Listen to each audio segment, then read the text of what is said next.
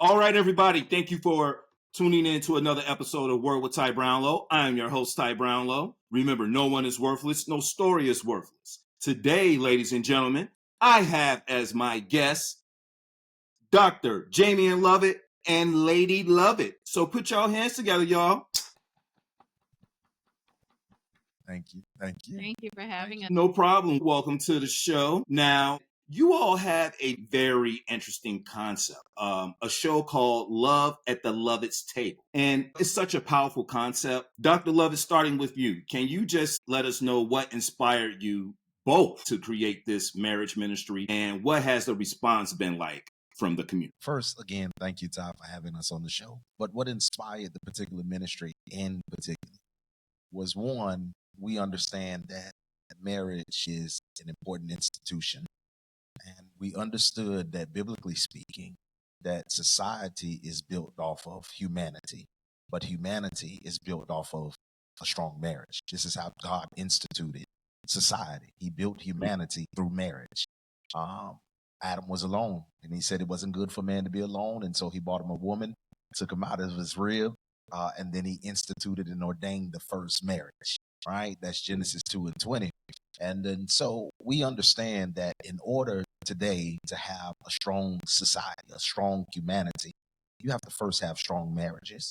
And so we understood that if we want to not just even help build our community, but our church as well, we want to lay in it very heavy on building strong marriages. And so hence the Love at the Lovett's Table concept kind of came up.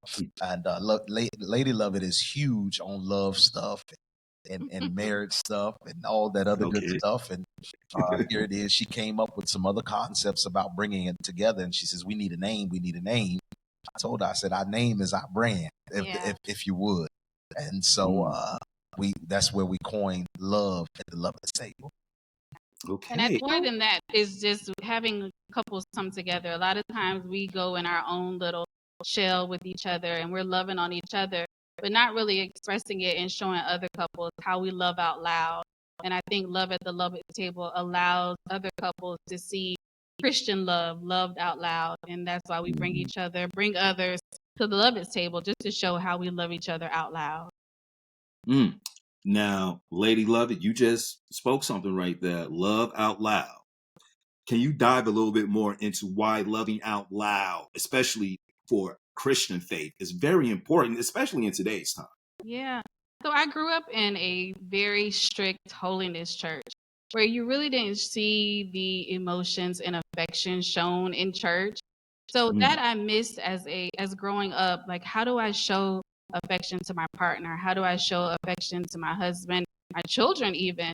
So when I married my husband, who is very touchy-feely, I kind of went into a shell, like, no, we don't do that out in public. We don't touch each other out in public. We don't do that. But I embrace it now, and to talk to other Christians, especially young Christians who are in the church. They need to see that. They need to see that is welcome. You need to love on your partner. You need to show others that I love this person, that I show affection to my partner. This is the person that I'm with. So loving them out loud and showing other people that it is okay to show affection. It is okay to be emotional. It's just the way to be, with your partner. So giving them that okay, I think, and telling them that it's okay to love out loud is something that I'm very passionate about because I didn't get that growing up. Well, two things. The first thing I will say, Lady Lovett, that is very key because for some people, they may not really have a true concept of what love is or how to show love to their partner. And for all my viewers out there, single viewers as well, everyone has a love language. Learn to understand what your language is and how you want to be talked to or held or, things of that nature. Dr. Lovett, now, my next question is for you. You have spoken about how your battle with meningitis has reshaped your view of marriage. Yeah. Can you share how that experience became a turning point in your relationship and ministry? Absolutely. So, it's 3 years now? It's 3 years? 21, 22, 21. 4 years ago, was having a serious headache, and went out to work that day. Was popping BCs, Tylenols all day long. Headache wouldn't subside. It wouldn't go anywhere. Came home that same night. Lady Lovett and I had a marriage counseling session, and we were doing the counseling, but my head was just pounding. My eyes were maroon in color, and I told her, I said, listen, babe, after that, I'm gonna go to sleep. I'm gonna try to sleep this off, and so went to sleep. Got up early the next morning, 6 o'clock. Went out to work, but the headache intensified, and my back began to hurt. And so I called her and I said, hey, babe, I'm going to go to the hospital. And she said, for a migraine? I was like, this is more than a migraine. I feel a little bit different because I've never been hospitalized, nothing. And was one of those kids that I was always taught, tough it through, get through your injury, get whatever. And so I'm learning at our age now, Todd, that we can't just put things off. We need to go get checked. And so I went down to the emergency room. They ran my pressure. They did all kind of tests. They couldn't figure out what was going on. And then finally the doctor comes in the room and he says, hey, can I do a spinal tap? I was like, a spinal tap? I said, for a headache? That's just what I said, for a headache? And I said, hey, babe, they want to do a spinal tap. And I think she called me and flipped out. What? She was going crazy. And I finally told the doctor, go ahead and do it. And he just told me to sit there. I didn't even know what he was doing. I just knew he did a spinal tap, and my legs felt it, my back felt that it was not a pleasant experience. And so, long story short, he comes back and he says, you have meningitis. I said, okay, this is how ignorant I am. I said, okay, let me get my pills, my medicine, and let me go home. Yeah, I was ready to get out of there. And he said, oh no, you're going to the hospital. You're getting admitted. I was like, what? And so they rushed me by ambulance, and he actually let me know. This was the game changer for me. He says, if you would have waited 2 more days, he said you would have checked out. And so throughout the process, I was in the hospital for over a week, and that was cut short because I was begging them to let me out. They wanted to keep me even longer. And through that entire process, Lady Lovett was at my bedside every single day. We have 3 kids. I didn't get to see my kids during the process, but she's there every single day. And that's when I began to realize that every Superman needs a Lois Lane. And so as she says that I'm her Superman, every Superman needs a Lois Lane. Why? She brings balance to him, but she brings the humanity out of the Superman. And so right then and there, for years at that point, we were going to ministry for years. And I think I was just so plugged in to doing what I do that I ignored my first ministry, which was home. And when I say ignored, not that I didn't love my kids, not that I didn't love my wife, but I didn't love them the way that I should have been doing. And I understood there where I can't give the people at church more of me than I give my home life, my family, my wife. And one of the other turning points was even then, I remember preachers used to tell me, listen, you got to be straight up and down, because you can have a heart attack in the pulpit today and the people will go to a different church tomorrow. I didn't understand until I was on a deathbed. And I think we got checked on twice, 3 times, maybe. And it was there where I understood that was my first ministry, and that I had to make sure that I was going to be complete and whole for her. That was the turning point for me. Come on, look here, Superman. Every Superman needs a Lois Lane. Come on, man. Look here, you better say that, brother. My wife, watching her go back to school and complete her degrees, motivated me to go back and get mine. And it wasn't about competition. It was just about the motivation, because I seen how hard she worked, and I was there through it all. And in return, she did it for me. When you get the right one, always upgrade you. But my next question for you all is, with over 2 decades together, what would you say is the most important lesson that you learn about maintaining a strong faith? Keeping God first. And I know that that is a cliche and you hear that all the time. But at the end of the day, if you do not have God at the head of your marriage, it's not going to last. And I say that because when you hit a brick road, when you are going through struggles, when you are arguing, when you seem like you just can't get along, when the kids are acting up, when the job is acting up, Mm. when that's what you fall back on is your faith, is your salvation, is your relationship with Christ. When you need to pray about that husband, when you need to pray about that wife that's getting on your nerves, um, you have to keep God at the forefront of your marriage. It's God first, then your husband, family, and everything else comes behind that. And if you don't have a God center and your faith is not at the forefront of your marriage, it will not last. All right. Dr. Lovett. Woof, she said a mouthful right there, right? Definitely tag along with that. But I'd also say um, allow God to not just lead the marriage or the relationship, but, and I know I'm probably skipping ahead, but you should also allow God to bring the two together. And when I say that, I think a lot of us have skipped along and we've made our own relationships and we think it's a God thing when it's a good thing. And everything good ain't always God. I know that the Bible Mm. says that every good and perfect gift comes from up above. But as I share with my church, even the devil will give you something good to take you away from your purpose or your assignment. And a lot of times we fall in love, or should I say, we lust a partner, right? Rather than loving a partner. And so when that happens, we're not necessarily being God led because what happens is we're operating out of the lust of the flesh, right? The lust of the eyes, the pride of life. That's how we're operating rather than being led by the Spirit. I know that a lot of people say, hey, God has given me my true partner, when in fact it's me choosing that person.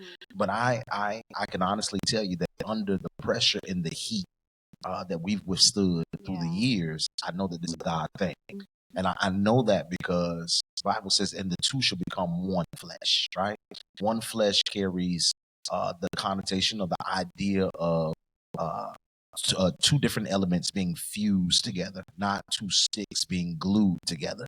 Because under extreme heat and pressure, sticks can be torn apart. But when two elements are fused, you can't separate the two elements unless they're destroyed or hurt. And so I can tell you that under the heat, the pressure that we've experienced through 20 years, 20 plus years, that we've been fused together. I tell the girl, I said, girl, I can't start over after being with you for more than half of my life. I mean, where am I gonna go? So yes, I'm used to it, but no, I've learned to allow God to lead you to your partner. There are a lot of things that look real good out there, but those are simply temptations sometimes when you're not God led. And God led means sometimes you have to just be patient in the courtship stage. You don't necessarily have to jump right to it. And I know a lot of us, we like to sample the goods before we buy the product. And so once we go ahead and we bring the product home, we get tired of the product real soon rather than going through real courtship stage and learn how to love what it is that God has offered to us. And even when you have a God-centered marriage, I've been watching these interviews this week with this viral couple, but even when you have a God-centered marriage, you're in love with this person, you lust for this person, you desire this person. The beautiful things that you see outside does not attract you, does not pull you, because God is at the head. You're falling in love with this person over and over and over again. Even though I've been with him for over 25 years, I still feel the same exact way about the way that he looked. That nothing has changed about that. So you still have that same love and lust for that person, the same way you did the first day that you met them. When you still stay centered in your faith, when your faith is off kilter, that's when you begin to look other places and other things begin to attract you. Yeah. Mm. So my next question, and you sort of hinted on this before, Dr. Lovett, but Many couples struggle to balance love, career, education, and ministry. How do you prioritize relationship while managing all your responsibilities? Woof. Yeah, Dr. Lovett, how do you do that? Woof. I remember, Ty, years ago when I was under a former pastor, just teaching a Bible study. And I remember answering a question very similar and saying that it was God first, family, then the church. Now, when I say the church, I simply meant the work of the church. Because this particular pastor didn't know how to separate his love for the church, which was actually his mistress, the church itself. I was scrutinized. I was talked about, belittled because of my statement. But theologically speaking, the law first mentioned before God instituted the church, he instituted the family.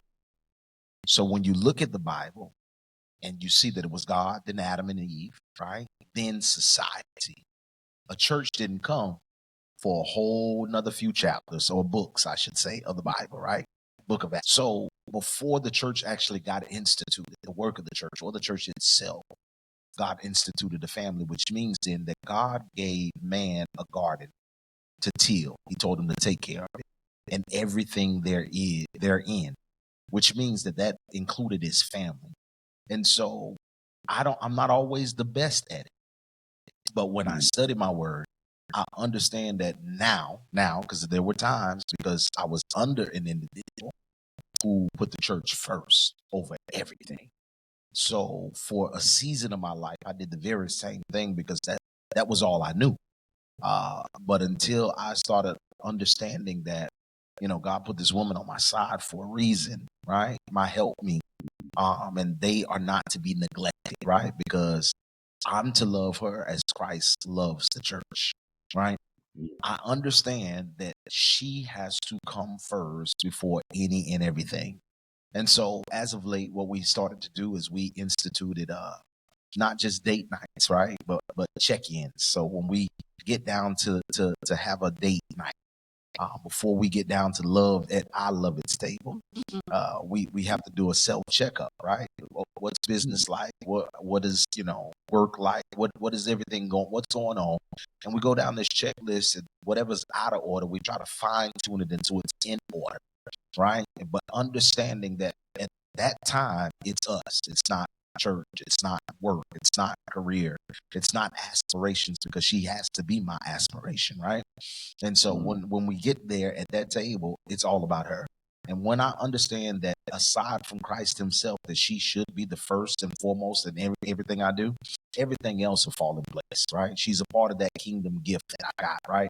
The Bible says that when a man finds a wife, he finds a good thing and obtains favor from the Lord, right? The B clause is the favor. Everybody wants the favor, but don't nobody want to do the searching.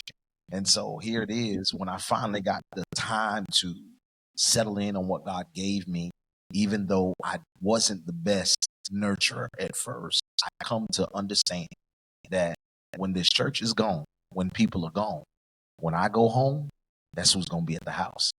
Even if I lost a job or anything else, I can get another job.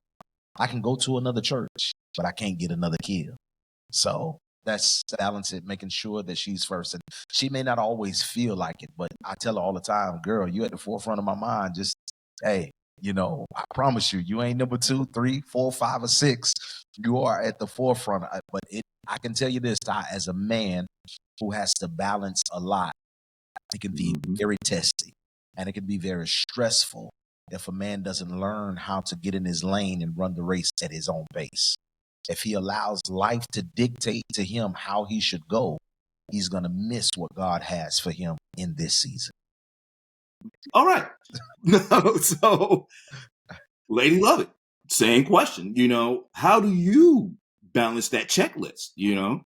Because as you just said, you're at the forefront all day, every day. Like I got all this other stuff going on, but hey, I need my partner right here, to help me out because I don't know what life is going to be like before I get home, especially in traffic. I can tell you that. Yes. Absolutely. And we are at a unique place in life right now. We are getting ready to be empty nesters. So we have our baby girl that's getting ready to graduate. So we are right now transitioning. And as we're transitioning, I think our focus right now is saying to him, all right, get ready. Get ready. It's going to be just you and I. But as we're getting ready for this stage in life, I think we are preparing for it. And what we have started is what he was saying before is our marriage meetings, which through this transition of taking on this new position at Friendship, we lost some time in cultivating and making sure that we were putting each other first. And that's why I made that joke with him and said, how are we doing, Pastor Lovett? We did lose some of that passion of putting each other first and making sure that we were doing everything we could do to make sure that we were taking care of each other. So what we instituted was our marriage meetings. So with our marriage meetings, what we do is we make sure that we do a check-in with each other to say, are we missing anything? Am I not fulfilling something for you? Are you not fulfilling something for me? Are we missing something in our relationship, our marriage? We go through our budget. We make sure that we're doing all of that to make sure that we're just checking in with each other. It's not necessarily a date night, but it is a time to make sure that I'm taking care of you and you're taking care of me so that we can continually put each other first. A lot of weeks we miss it, but most of the time we make sure that we get it. We have to regroup sometimes. Sometimes we have to come together and say to each other, hey, you ain't taking care of me this week. We got all this work that we're doing. We're putting friendship first. We're putting the kids first. It's time for a timeout. We got to come back together. And I like the fact that we can have those that heated fellowship and say to each other, I miss you. And this is why we've had this disagreement and we're at each other right now is because we miss each other. We're doing too much other stuff and it's time for a timeout and we need to come back and regroup. I tell single people, one thing that you have to know when marrying somebody is you have to like them. I genuinely Lovett. I genuinely like him as a person. So when I don't have that time to talk to him, to pick his brain about some things, to have conversation with him, I start missing him. But the thing that I'm working through is I need to know how to come to him and say, hey, I'm missing that Lovett time versus me saying, what are you doing? Why are you doing all of this? Why are you working so much? Why are you doing this? Because I come at him like that. I'm like, why are you doing so much? And not realizing, coming to myself and saying, I just need you some time. I need you to spend some time with me. I need you to touch me. I need his touch. I'm motivated by just his touch. And when I don't get that, I got to scoot over in the bed a little bit at night and say, all right, now, give me a little time. It's that regrouping. Lady Lovett, you just hit on something. My next question. And I'm going to start with you. So what advice do you have for singles who want to prepare for a godly and purpose-driven marriage?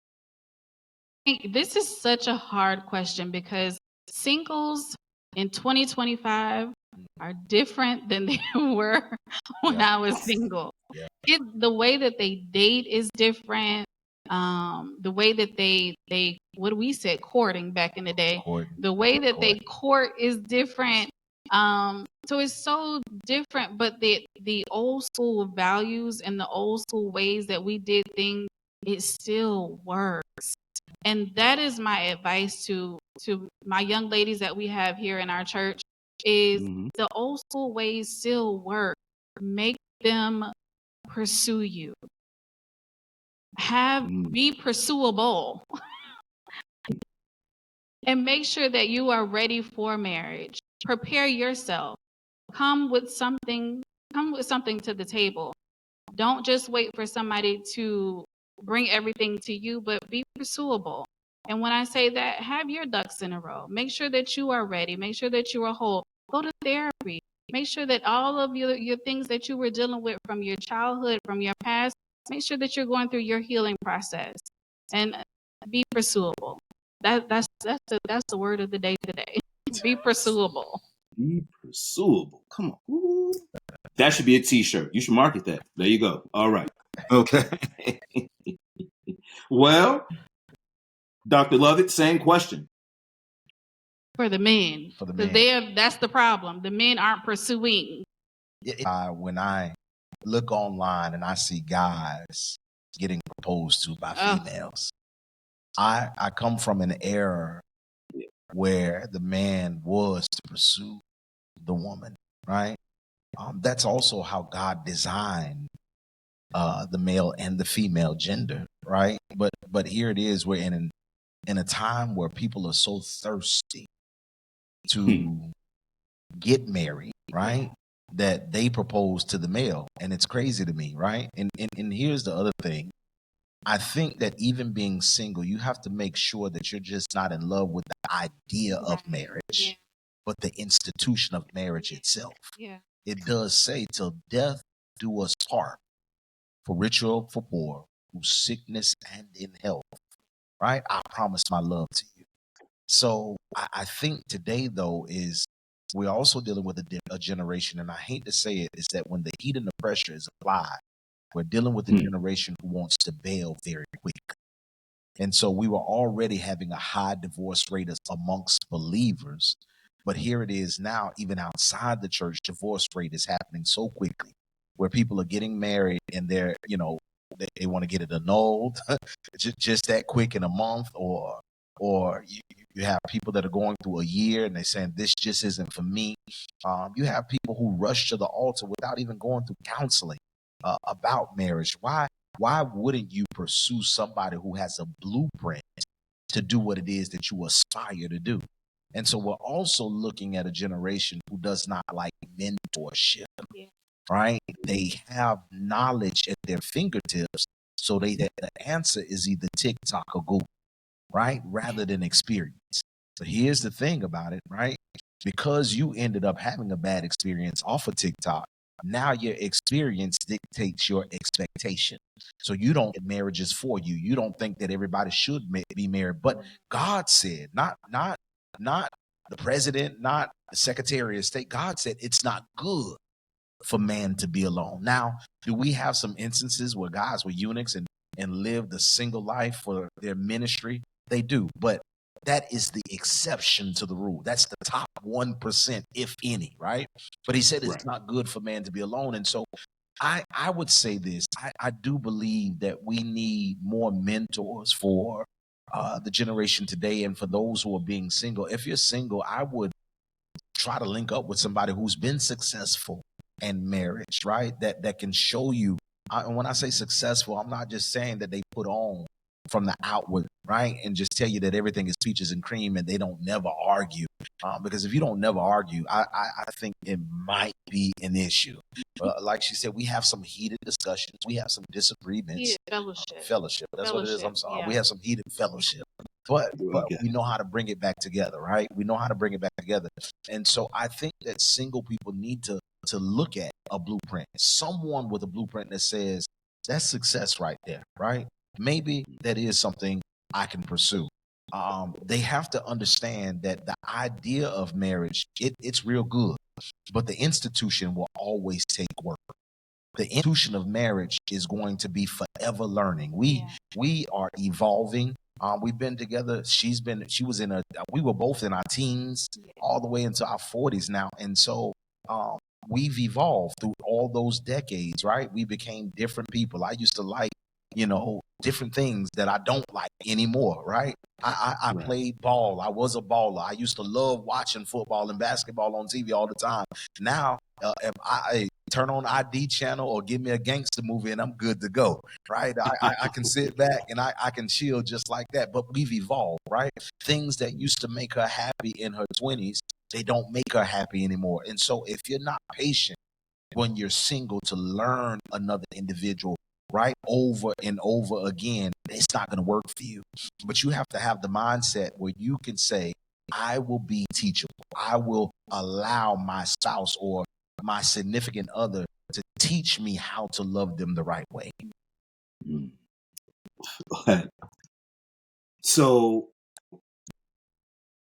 being married, sometimes you have to, as Lady Lovett said, heated fellowship, we call them tough conversations. You have to have the tough conversation. Right. Times get tough. You have to have those conversations. Yes, they're very uncomfortable. So Marriage is a good idea because it's a God idea. And I encourage every single that's out there to be patient enough. If you're a guy, pursue, but be patient. That don't mean that you got to jump out there and you dating somebody new every single week, but be patient, right? For the right one. And again, it's a good idea because it's a God idea. And I know it's a God idea because, again, this is how God instituted humanity through marriage. And so he designed marriage to be a permanent relationship. He didn't design it for us to get together and come apart. He designed it to be a permanent relationship. And that's where we get the term one flesh from, right? Being fused together. And so I think that in today's generation, if they would be patient enough, God will always send the right one. Okay. I have one more question for you. And really it's about, what's next for Love at the Lovett's table. Are there any plans to expand the ministry or bring the message to a wider audience? Absolutely. We have also expanded and done a singles side of Love at the Lovett's table. We have a singles ministry here where they met earlier this year.